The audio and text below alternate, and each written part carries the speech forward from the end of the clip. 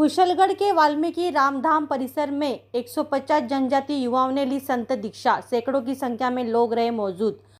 कुशलगढ़ के वाल्मीकि रामधाम परिसर में 150 जनजाति युवाओं ने रविवार दोपहर 3 बजे संत दीक्षा प्राप्त की। कार्यक्रम में भारत माता मंदिर के संत एवं विश्व हिंदू परिषद के राष्ट्रीय मंत्री रामस्वरूप महाराज, बड़ा रामद्वारा के संत राम प्रकाश महाराज, परियोजना प्रमुख धर्मराज भाई, घोटिया अम्बा के महंत रामचंद्र महाराज, नरसिंहगिरी महाराज की उपस्थिति में दीक्षा प्रदान की गई। कार्यक्रम में सैकड़ों की तादाद में जनजाति पुरुष, महिलाएं और बच्चे मौजूद रहे। सभी दीक्षार्थियों को अतिथियों ने रुद्राक्ष की माला, शॉल और भगवा उपरना ओढ़ाकर अभिनंदन किया। इस अवसर पर रामस्वरूप महाराज ने कहा कि राष्ट्र प्रथम और फिर हम का भाव जिसमें जागरूक होता है वह राष्ट्र की सेवा को अग्रसर होता है। उन्होंने कहा कि वाल्मीकि रामधाम भी भारत माता मंदिर जैसा बने, उनकी इसकी व्यवस्था के लिए महंत नरसिंहगिरी महाराज के साथ उद्योगपति मुकेश अग्रवाल, समाजसेवी कमलेश कावड़िया और जालू सिंह रहेंगे। रामद्वारा के महंत रामप्रकाश महाराज ने कहा कि हमारे धर्म संस्कृति की रक्षा के लिए आज आप सब संत दीक्षा ले रहे हैं। इस क्षेत्र में विधर्मी लोग शिक्षा और सेवा के नाम से धर्म परिवर्तन करवा रहे हैं। हमें हमारे धर्म की रक्षा करनी होगी।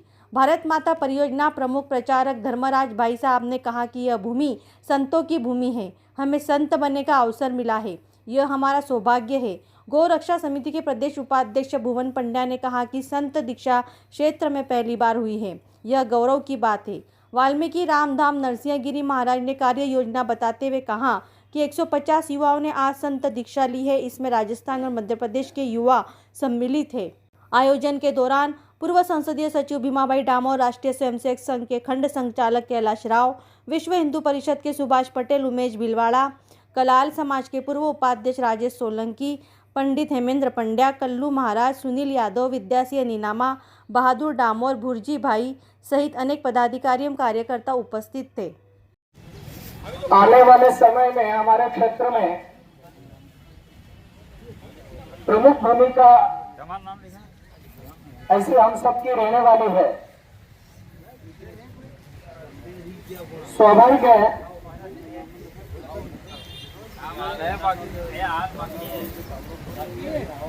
हमारे क्षेत्र में और इस भारत देश में हम देखते हैं तो थोड़े इतिहास में जाएंगे तो ध्यान में आएगा कि एक समय था जब इस देश में बहुत सारे आक्रमणकारी आए और उन्होंने यहाँ की संस्कृति, यहाँ की सभ्यता, यहाँ के रीति रिवाज, यहाँ की परंपरा, यहाँ के मंदिर, इन सब को तोड़ने का, नष्ट करने का सारा प्रयत्न किया। बहुत सारे आक्रमणकारी तो ऐसे आए जिन्होंने यहाँ आए, लेकिन आने के बाद में इसी संस्कृति में और वो रच बस गए। आज भी वो यहाँ है, लेकिन उनका ध्यान ही नहीं आता कि वो कहां से आए थे, लेकिन यहाँ की परंपरा में वो बिल्कुल बस गए। कुछ आक्रांता ऐसे आए, मुगल आए, जहां पर देवता लोग भी जन्म लेने के लिए तरसते हैं। वो भी ऐसा कहते हैं कि हमारा पुण्य समाप्त होने पर हमको भी इसी भारत भूमि में जन्म मिले, और इस प्रकार का वातावरण है कि यहाँ पर भगवान स्वयं ने अवतार लिया है। ऐसी ये पुण्य भूमि है।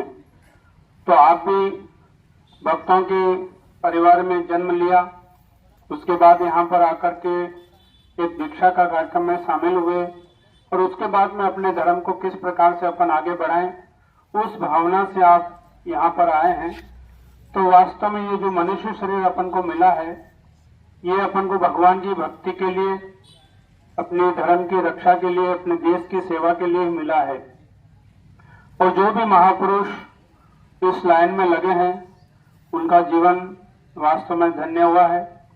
जिस प्रकार सभी धर्मराज जी भाई साहब ने बताया कि इस क्षेत्र में भी बाबूजी महाराज, मामा बालेश्वर दयाल जी, मानगढ़ धाम, जहां पर अपने ही जनजातीय समाज के हजारों बंधुओं ने अपनी धर्म की रक्षा के लिए बलिदान हो गए।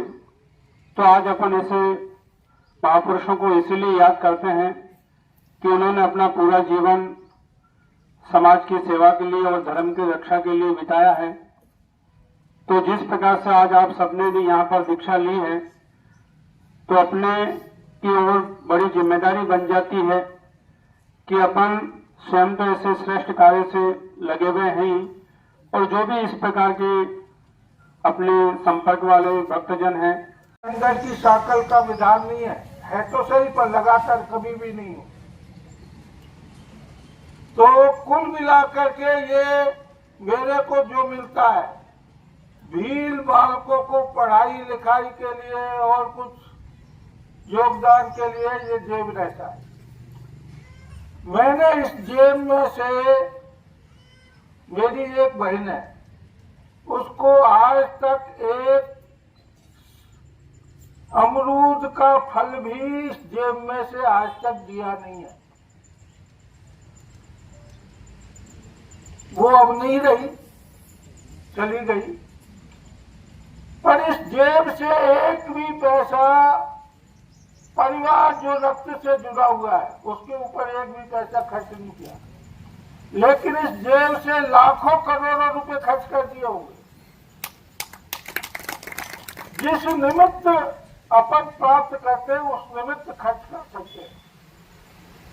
तो वेश के कारण अपने को जो मिल रहा है वो धर्म के लिए, समाज के लिए, देश के लिए। जो घर के कारण वो बालकों के लिए, उसमें से इधर खर्च नहीं करना। गौरक्षा संघ के प्रदेश उपाध्यक्ष मोहन जी पंड्या साहब, आज वाल्मीकि धाम कुशलगढ़ में 150 जनजाति युवाओं ने धर्म रक्षा समिति की दीक्षा ली है, क्या कहना चाहेंगे इस बारे में? आज बहुत ही परमात्मा की कृपा से धार्मिक अनुष्ठान जैसा कार्य याद हुआ है। यहाँ धाम के प्रमुख नरसिंहगिरी जी महाराज के प्रयत्नों से 150 हमारे इस क्षेत्र के धुनी धाम और जनजाति क्षेत्र के हमारे संतों के आज उन्होंने दीक्षा ली है, और इस सनातन धर्म की रक्षा के निमित्त दीक्षा ली है। यह सामान्य बात नहीं है। इन्होंने अपने मन, वचन और कर्म से यह तय किया, इस दीक्षा के बाद में संपूर्ण क्षेत्र के अंदर सनातन धर्म की अलग जगाएंगे, गौ रक्षा करेंगे, और कहीं पर भी हमारे बंधु अगर परावर्तित होकर के ईसाई बने हैं तो हम वापस उनको अपने धर्म में परावर्तित करके और उनको हम वापस हिंदू धर्म से जोड़ेंगे।